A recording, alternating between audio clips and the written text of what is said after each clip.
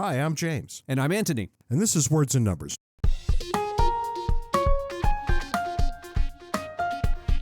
Brought to you by the fine people at CACI, the Center for American Culture and Ideas. Ant, what's new and exciting in your world this week? Two things to talk about. One is the stock market, but I'll come to that in a moment. Of course, that's on everybody's minds. Now, Ant, we all know that when the stock market tanks like this, the president should be impeached. Yeah. That's what Donald Trump told us when it happened under Joe Biden. Yeah, I'm not touching that with a 10-foot pole, but I'll talk about stocks in a minute.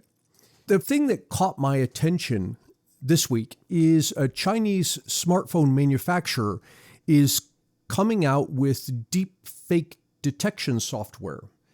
So this is stuff that's going to, according to them, determine whether a video has been altered or the audio has been altered or a picture or whatever it is.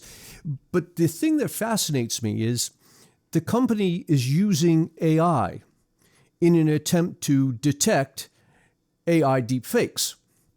And it reminds me of, I'm old enough to recall the first computer viruses. When I first started working with computers, there was no such thing as antivirus software. You didn't need it, right? And then the first virus shows up, and so you get antivirus software. And then you get viruses that are smarter, and then you get better antivirus software. And the whole thing keeps going like that to the point that you have today. I have antivirus software that is probably orders of magnitude more complex than the complex video games I used to play, right? But you end up back where you started, which is, okay, I don't have any viruses at the end of the day. And I just see the same kind of thing developing with AI and deep fakes, that the AIs will get better and the deep fake detection will get better. And a decade from now, we're going to have massive software sitting on our computers that bring us right back to where we are right now, which is basically no deep fakes. Sounds right. I remember when I started as dean in Iraq, I ordered turnitin.com for the school, and the students very quickly found turnitin.com. Yes. It's funny you mention that. I can recall my students being appalled when I said to them that there's websites available to faculty that cross-reference the sites that they get papers and homework from. It didn't even occur to me that this was a big deal. I was saying it as if, well, of course you know this. And you should have seen the faces blanch in the classroom. Yep. You know, it's a strange thing. You bring it up in one milieu, in another. Everything does turn into an arms race sooner or later. Yeah. You're always hoping in the end for the same détente you started with, but due to the stupidity of human beings, you have to go through the arms race to get there. Well, you do. I just went through a similar one recently, and if you haven't yet, you will be, of filing your taxes. James, I had to pay somebody $1,000 to fill out forms to tell the IRS what the IRS already knows. Yeah. Nonetheless, let's not get heated about that. Let me talk about the stock market. Stock market was down 10% from mid-February. Thankfully, fewer people are losing their minds and have lost their minds in the past. I think because more and more Americans are realizing when the stock market tanks, this is a great time to buy stock. Well, we'll see about that, won't we? Yeah, and not only does it give you a good investment because you're buying the stock at a low price, but that action actually helps bring the stock price back up again. And that's all I have. Well, okay, fair enough. I wanted to remind everybody that our president just recently said that there is nothing from Canada that we need. Do you remember when he said that? I don't recall him saying that, but my God, that's a bold statement, given that, they're our second largest trading partner? Yeah, but apparently, we buy more from them than they buy from us, and this is somehow a problem, and et cetera, et cetera. But in the end, he said, we don't need anything from them. And I just want people to remember that for only a minute, because this isn't really me swinging a stick at Donald Trump. It's me being angry about the price of eggs, because eggs, there is a black market in eggs. There are contraband eggs all over these United States, and they're coming in from Canada and Mexico, where respectively they're about $2, $2.50 a dozen. Yeah. These two countries don't have a problem with the egg supply. And this is how markets work. We do, and we say, well, all right, that's too bad. Let's import a bunch from the closest places we can find because those prices will be cheapest. And yet, that's exactly what the American people, and I think it's fair to say that broadly speaking, the American people are no longer interested in. Yep. I don't understand how a president got over on a bunch of people and convinced them that the best thing to do for them would be to pay more for everything. That's precisely what's happened. There's a weird psychology that goes on there. I think largely it's because people just don't understand. It's this same error they make when they see a billionaire with lots of money and say, well, he's somehow ripped off the rest of us. And we look at trade deficit and we say, well, somehow the world is ripping us off. No, it's not. That money comes back to the U.S. Ripping us off is exactly what Trump says about every country we have a trade deficit with. Trade deficits are so foolish as a metric that we shouldn't even be adding those numbers up. That's right. It tells us absolutely nothing. Yeah. I found some interesting data recently. I broke it down by state. And if you break it down by state, it's something like a third of the U.S. states actually have trade surpluses. And oddly, a lot of those states are states that went for Trump. It's going to be interesting how this all shakes out because what's going to happen, and what's going to happen relatively soon, are prices are going to creep up again. Yeah. I mean, that is inevitable. You will go to the store, you will go to buy things, everything will cost more. And when I say everything, I really do kind of mean everything. Yeah, it's just a huge tax that's being slapped on things. Well, it's a tax that we have slapped on ourselves. Go back to the eggs for a moment. I read something from a farmer recently who was saying that, of course, we have the egg shortage because the government required the farmers to kill off the chickens because of avian flu. And the farmer said, this is completely stupid. That's not what you do. What you do is you let the avian flu or whatever the disease is run its course. The chickens that survive, they have natural immunity. You want to breed them so that you now don't have this problem in the future. But the government's rule that you've just got to kill off all the chickens are killing off the ones that have the natural immunity that you actually want. Ant, are you telling me the government might be doing something that's deeply counterproductive? Well, I'm underlining once more what happens when you have policymakers make decisions for people who actually know the matter better than the policymakers. Yeah, well, boy, I say this a lot, but we're just going to have to wait and see how it all shakes out. I say that literally about everything every day, all the time. Anyway, Ant, this brings us, of course, to the foolishness of the week.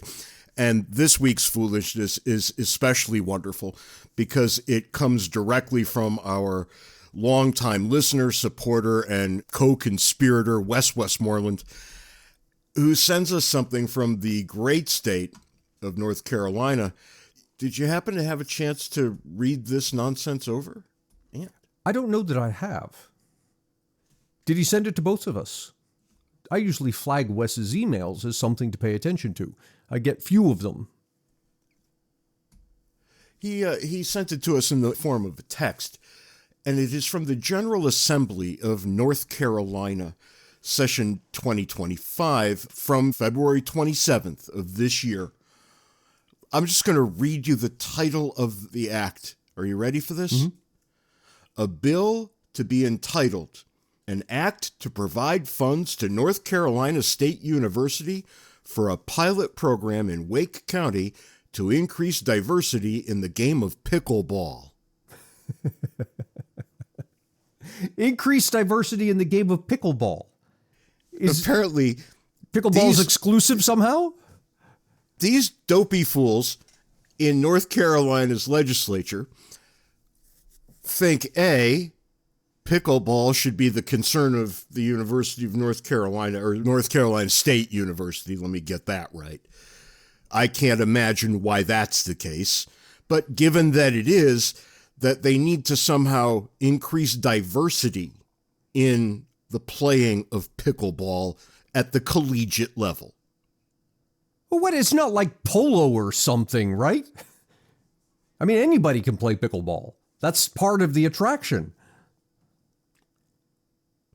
Currently, Ant, the sport is underrepresented by people of color despite it having the capacity to be multicultural and socioeconomically inclusive since it has a low cost of entry, high ease of play, and is offered through public recreational facilities. I'm just not following this. Is the underlying argument that somehow people are being excluded en masse from pickleball games? Well, I don't see that. What I see is that people of color, I've always wondered what the hell that's even supposed to mean. I have a color. I'm a person of color. We're all people When you of get color. angry, it turns very red. Shut up. There are no clear people. I'm close and my daughter's even closer, but we all have a color. So let's just say what we mean here. Black people, for whatever the reason, are not playing pickleball. It's hard for me to imagine that the Asians care that much, although it is somewhat reminiscent of ping pong, where the Asians utterly dominate.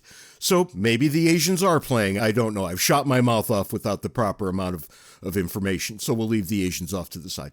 But if the General Assembly of North Carolina is to be believed, black people are not playing pickleball in sufficient numbers, and we need to subsidize something to make sure they do. That's astounding. What an astounding waste. Here I am in Washington, and the federal government just laid off 100,000 people because they're not contributing anything. And North Carolina is going to fund this study at NC State. Oh, no, not a study. A pilot program to increase diversity. Oh, my God. So they've already decided. Yes, a priori, they've decided that there's a problem. They're not studying anything. What are they going to do? Take out ads for pickleball and ebony or something? I don't know. Dear black people, this is pickleball. It's a thing that old white people do. You might like it too. I don't know what the hell's going on with anybody. I really don't. I think everybody in the world has lost their minds. Well, and this is just this week's evidence. People of North Carolina, this is what your tax dollars are paying for. Congratulations to you. For one-stop shopping for all things James and Ant, visit our website, wordsandnumbers.org. We give a special shout-out to our Patreon sponsors who help us keep the lights on. If you'd like to contribute, go to patreon.com/wordsandnumbers.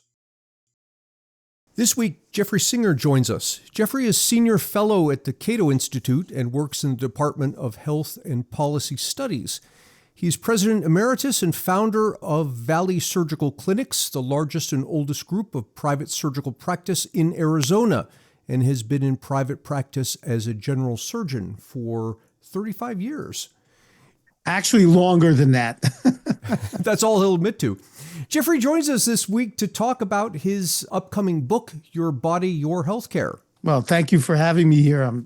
I'm really happy to have you on because James and I, over the 7 years we've been doing this, have talked about all sorts of topics, but there's one or two that we assiduously avoid, and one of them is healthcare, because it's so complicated and we don't know anything about it. So it's great to have you on, not only to talk about it, but you're taking in your book principles of freedom that we apply to economic interactions, and you're applying them to healthcare interactions.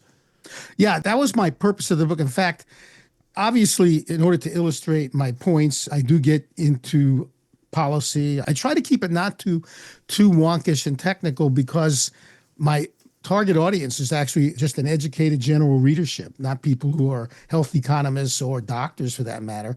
I thought what would be useful is from the perspective of a doctor. By the way, as long as I've been an adult, I've self-identified as a libertarian.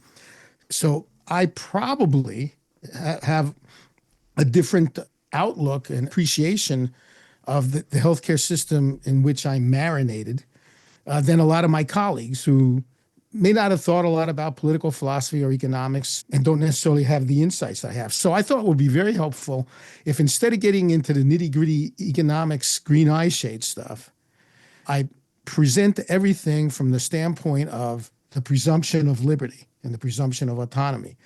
Because at the end of the day, and of course, in the beginning of the book, I kind of lay out the first principles and I tell readers that I'm for the sake of this book, we're just talking about adults here because it gets real complicated when you're dealing with minors or people with cognitive disabilities.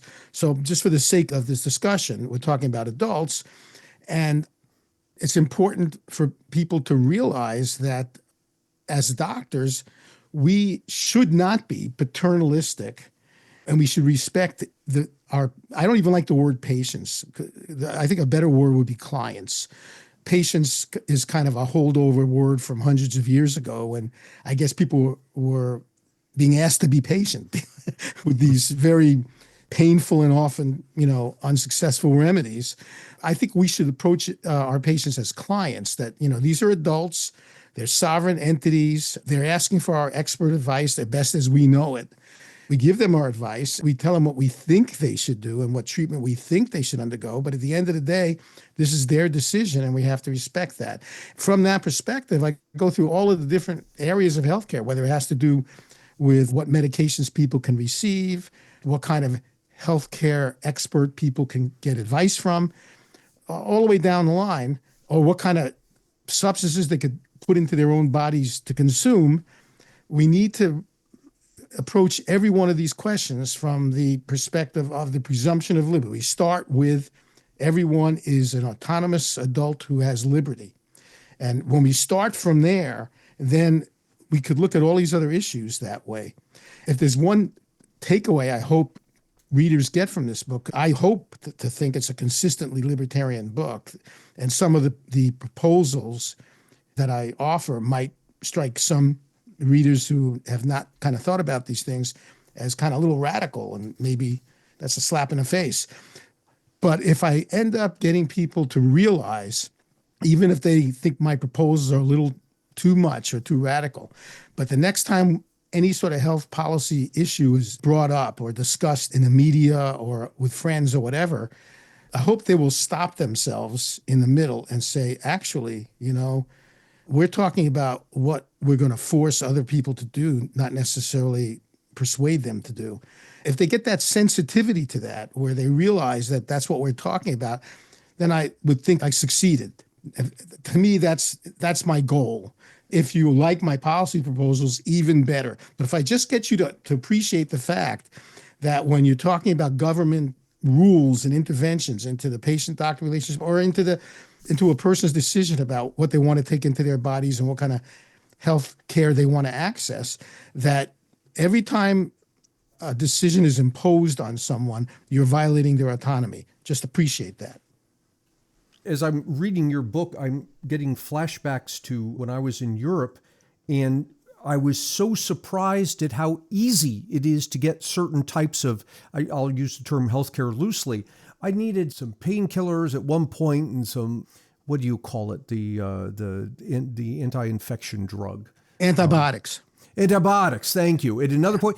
And so, of course, in this country, you got to go see a doctor and you have to get the prescription and take the prescription and get it filled and all this stuff. Here, I just walked into a pharmacy. And interestingly, the pharmacist there seemed, as well as I could tell with the language barrier, seemed to be an expert in this particular thing, doing more than just dispensing pills, but asking, what's your symptom here? And have you ever had a reaction to such and such? From my perspective, way easier to get health care there than under our system. Well, I discussed that at length, actually, in chapter 2, but also in other parts of the book. So first of all, we didn't used to have licenses for any of the occupations, let alone the medical fields. And the medical fields are probably the toughest ones to get lay people to imagine without licensing. And I talk about in the book how in the early days of this republic, in the early 1800s, doctors were very frustrated because many of them were itinerant and it was difficult to make a living.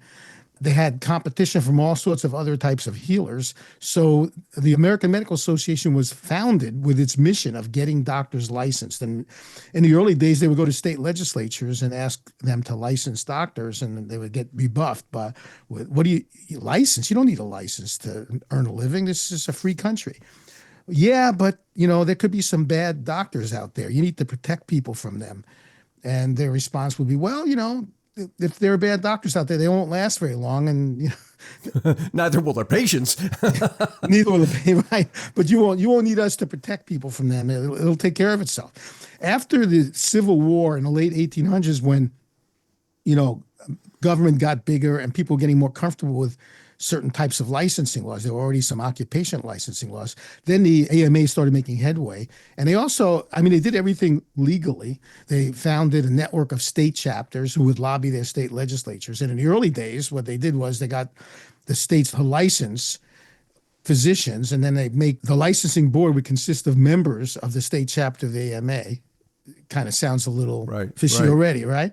And by the way, our fee-for-service system, if you as a physician decided to sign a contract with, let's say, a company to be the company doctor on a monthly fee or something to take care of all their employees, you could be kicked out of the AMA because that was violating what they considered to be their code of ethics, which is you have to be fee for service. So that has a lot to do with our system we have today. And then they next came up with a council to accredit medical schools.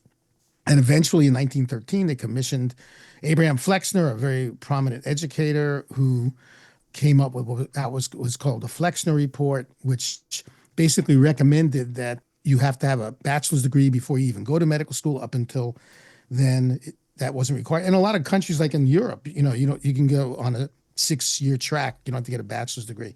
And they made all of these onerous requirements on medical schools, including the amount of research that has to be done, which made it very costly. The AMA adopted that and would not accredit medical schools that didn't meet those criteria. And since every licensing board, which was made up of the AMA affiliates, said we will not grant a license to anybody who didn't graduate from an AMA accredited medical school, this resulted in a huge reduction in the amount of medical schools in the country, raised the costs, so that actually at the beginning of the 20th century, women made up at least half of doctors. But after that, they disappeared. A lot of minorities disappeared. There were 7 black medical schools, but only 2 remained because the other 5 didn't meet the criteria. They created a cartel. There are a lot of other health-related fields, and particularly today in modern times, where they've had extensive training, and they could do a lot of the things that you get from a physician, for which actually the physician is overqualified.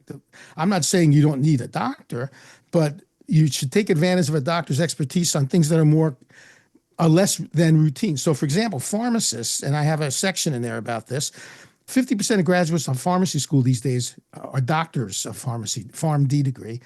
It's a 5 to 6 year program. They learn as much about pharmacology and the indications for drugs and their interactions. They learn more than physicians do in med school.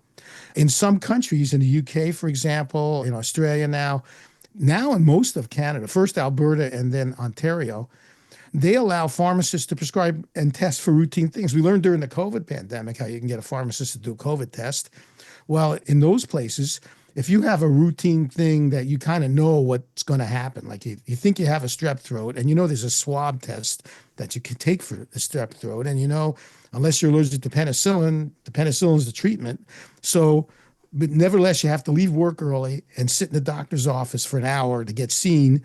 And then that doctor takes that swab test. You know exactly what the doctor's going to do. Swabs your throat, and if it's positive, gives you a prescription to go get the penicillin. Wouldn't it be great if you could just kind of stop off on the way home from work and just get all taken care of, at the pharmacy counter?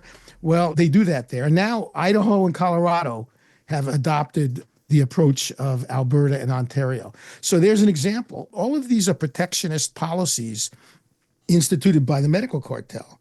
Of course, they always say we're just looking out for the safety of others, but they're really just protecting themselves against competition. But more importantly, they're assaulting our autonomy. They basically have lobbied state lawmakers to say, let's say, you wanted to stop off at a pharmacist, take advantage of his expertise and say, would you do a test to see if I have a strep throat? And if so, prescribe the antibiotic for me. Well, the state will say, you cannot do that because we don't think you should be allowed to ask that pharmacist that question. And we don't think that pharmacist should be allowed to answer. You could approach it from, an economic perspective, it's protectionism and access to care and cost, et cetera. But in my book, I'm constantly trying to weave in and out the moral perspective that you realize that these people are using the power of the state to tell we autonomous adults who we will be allowed to ask advice from and get help from. They're deciding what's in our best interest. We're not getting to decide that. And there's a whole host of things like that. Jeff, there's a couple of things I'd like to get you to weigh in on. The first of which is, listeners of our podcast will know that I've gone through tremendous health issues with my back and having all kinds of issues with pain, and living in the great state of Arizona. The legislature decided that they didn't care about that, and I wasn't going to be treated for that. So I'd like you to address that sort of thing. And then also people who are in much more unfortunate circumstances. And the Dallas Buyers Club movie comes to mind immediately, right? Where people who are dying and desperate want to try things to save their lives and are not permitted to. Yeah. Well, where's the harm in that? So if you could maybe take on both of these briefly. I actually have 2 chapters dealing with the FDA and 1 dealing with the war on some drugs, because other drugs we don't have a war against. But let's start with the pain medicine angle first, okay? What you asked me about. First of all, as I explained in my book, the overdose crisis that's been just growing over the past several years has nothing to do with doctors hooking their patients on opioids and creating this population of zombies going out and taking fentanyl and killing themselves. I provide data from the government showing that the overdose crisis has actually been on an exponential growth trend since the late 1970s, as far back as we can get the data. And the only thing that's varied over time is which particular drugs seem to be more prevalent. And actually looking at the government's own data, and I have actually the graph in the book, the addiction rate to prescription pain pills for adults 18 and above has been essentially unchanged, like a flat line, at less than 1% since the National Survey on Drug Use and Health began doing its survey in 2002. So what's basically the overdose crisis is the result of prohibition. We have a growing population of people who are non-medically, shall we say, using drugs that are not necessarily available through legal means. And some may be self-medicating because of prohibition, as I'm sure listeners to this podcast know. Well, first of all, it makes whatever you obtain in the black market, there's no quality control. You can't even be sure what you're getting. And it also incentivizes the development of more potent forms of the drug so that it could be smuggled in smaller sizes. And then for the risks you're taking, you can get more bang for the buck as a smuggler. So that's what's been driving up the overdose rate.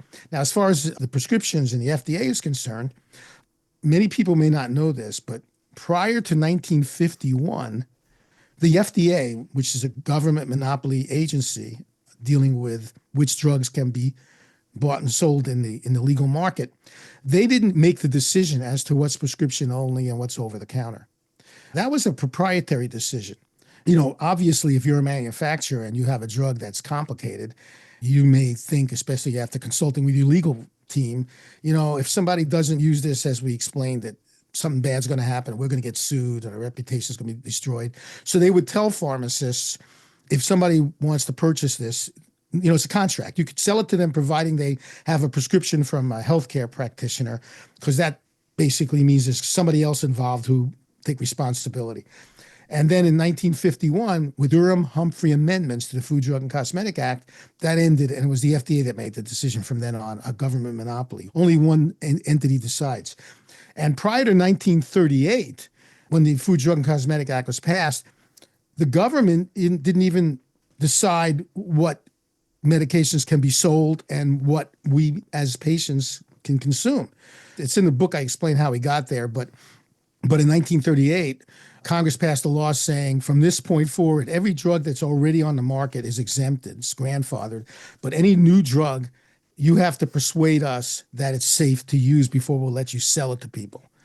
They actually, and you look in the congressional record when this bill was being debated, the bill's author said, nothing in this bill is meant to in any way infringe on a person's right to self-medicate.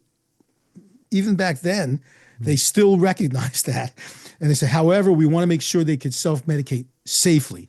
That's why many people may not know this, but to this day, you can get regular and NPH insulin over the counter, and it's cheap. It's not as convenient as the more modern versions, but you can get it. because that was already in existence starting around World War I. So that was exempted. With the prescription requirement, when the FDA got involved with that, basically the law says now that there are certain drugs that the government decides I cannot have access to unless I get what amounts to a permission slip from another autonomous adult like myself who happens to be licensed by the state to be a gatekeeper. That's basically, if you want to boil it down to that, that's what's happening. If I want to take a medicine, it's my body, and I've read up on it, and I want to try this. No, first I have to go convince some other adult to give me a permission slip called the prescription, so that I can go to the pharmacist. And the pharmacist is not allowed to even sell it to me unless I could present that prescription to the pharmacist. So this is what goes on now. Our FDA has the incentive to be overly cautious. Milton Friedman talked about this too. It's what's seen and what's not seen. So all of the people who suffer or die because the drug wasn't available to them because there was a delay in making it available to them, we don't really get to see that. But what we do get to see is if they approve something and there's a bad reaction. And this is the precautionary principle. They're going to err on the side of being overly cautious. And meanwhile, people who may be terminally ill and want to have access, they want to try something, they'll know going in with their eyes open, this may not work, but I'd like to try it because nothing else is working. Well, you can't do that because you have to get a permission slip. So we get into all that. Making matters just a little bit worse here. Yes, you have to get a permission slip, but then the pharmacist can further deny the medication to you. Right. And that's because the pharmacist, if we're dealing with something particularly like opioids for pain, the pharmacist is worried because, I have to digress a little bit, but back in 2016, the CDC, which was created with the mission to fight communicable infectious disease, it was originally called the Communicable Disease Center. It's had a huge amount of mission creep. So it's constantly doing work telling people about a whole lot of personal health decisions that they should be able to decide with, their healthcare provider. So the CDC published what they called guidelines for how to treat pain because they bought into this idea that the overdose crisis is just due to doctors over-liberally prescribing opioids. And they prefaced it with, this is based on very weak data, mostly observational studies, subject to change, and this is meant to be suggestive, not prescriptive. They actually put that to cover themselves. But as is usually the case when a government agency, especially with an imprimatur of CDC, recommends something, that's a de facto mandate. So now 40 states took those 2016 guidelines and put them into statute. So that tells, basically doctors are told, and pharmacists, these are how many oxycodone pills a person can have during a given time period. Now, a post-surgical patient, when I send that patient home from the hospital, I could give them up to 2 weeks of pain medicine. But after that, I'm going to be in trouble because the states, under the government's direction, set up these surveillance systems. So they keep track of every opioid prescribed and every prescription filled. And there have been a lot of high-profile raids on doctors' offices by police who are seeing, oh, this doctor's prescribed too many opioids. He must be a drug dealer. Lots of times it's on the evening news. They come in with SWAT team, with bulletproof vests, because, most of us doctors pack heat in our office. We are dangerous. I usually use a machine gun, so if the cops come in, I could gun them down. But they would never do that, by the way, if I was a cartel member. Because they can get hurt. Right. They'll only do it with somebody who's unarmed and afraid. More often than not, they don't even press charges. They get the doctor to surrender his DEA. I know a couple of doctors, they surrendered their DEA license, which is a license to prescribe narcotics, and then they got it back a year later. So it was just, performance art. And they do that to pharmacies as well. So that's what's happened is so that the pharmacist, when he's filling an opioid prescription, he has to look through that database, just like the doctor has to by state law. And the pharmacist is also thinking, well, if I fill this prescription for that doctor, it looks like this patient's already had, X amount of pills and it's kind of pushing up against the quota that the state lawmakers recommend, because they're not doctors, they're just lawmakers.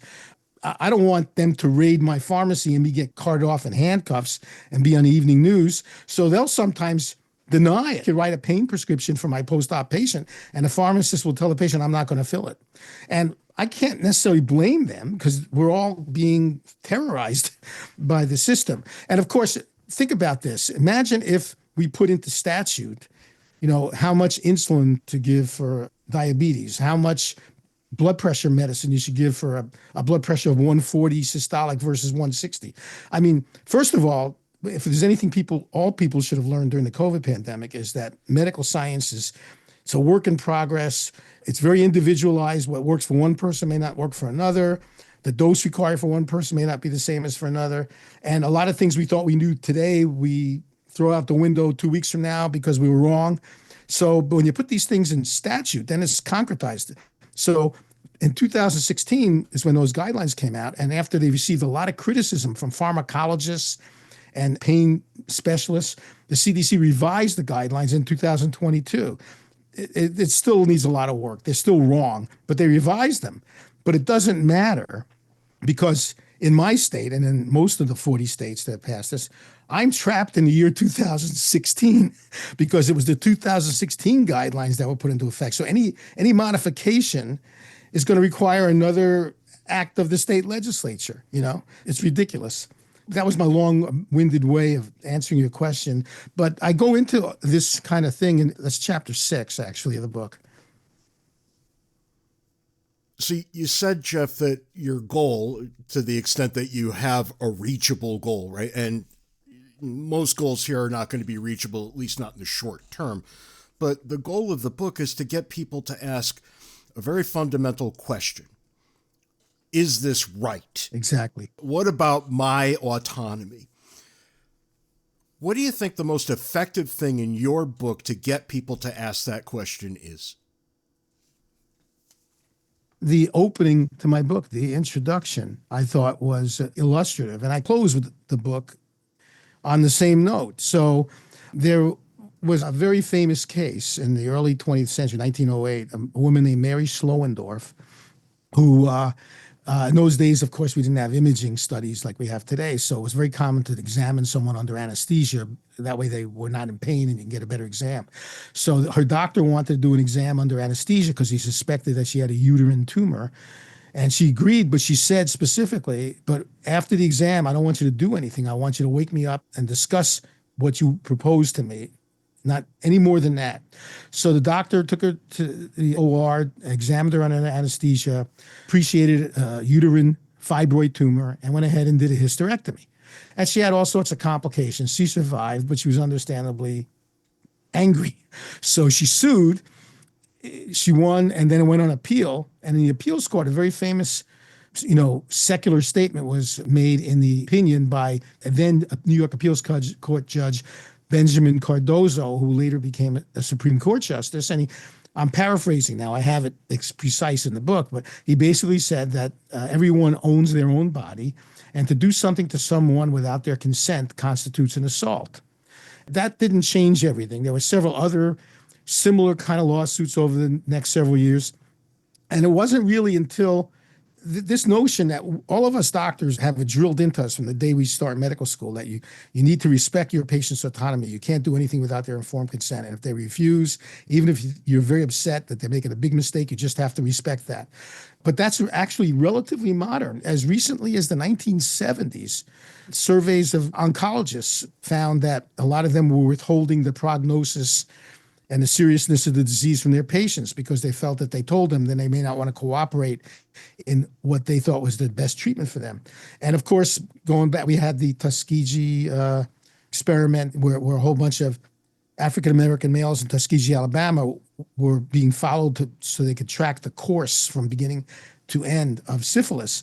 And even when a treatment came out, when we learned that you could cure syphilis, that was withheld from them because they wanted to see how this thing plays out. They needed the information. Now, of course, President Clinton apologized retroactively in the 1990s for that. And of course, the Nuremberg war crimes trials, brought to everybody's attention live human experiments and those kind of things. We were sterilizing people who we thought, were sexual assailants, all those kind of things. So this is a relatively recent development. And what I point out in my book is, well, now we doctors, we get it. Is you can wake us up in the middle of the night and we won't even be fully conscious and we'll spout out, you got to respect the patient's autonomy. But the government doesn't. The government does to all of us every day what Mary Schlowendorf's doctors did to her. That's how I start the book. They tell you what medications you can have, what substances you can ingest for whatever reason you want to, what kind of healthcare experts you're allowed to consult or have treat you, and on and on and on. And even if you decide to use a substance that is risky, if it's not a substance approved by the government, then they even step in the way of you availing yourselves of ways to make it less risky, so-called harm reduction, by making it illegal. So you can't even take steps to make your decision less risky. And I close the book by saying that we doctors should actually, since we're supposedly now we get it, we should be taking the lead on this. We should be arguing for our patients, for the government to get out of the way and respect their autonomy. Jeff Singer, Your Body, Your Healthcare, available essentially now. Go ahead and order it. And Jeff, thanks for coming on. As Ant said at the opening, we assiduously avoid talking about medical things because we're just not competent to do so. And now that we know someone who is, you're probably going to pay the price for this for the foreseeable future. We'll be in touch real soon. Thanks for coming on. Thank you for having me. And that's all the time we've got this week on Words and Numbers. Until next time, Send us email, wordsandnumberspodcast@gmail.com. try to be nice to one person who doesn't deserve it. Till next week, can't take it easy. See you next week, James.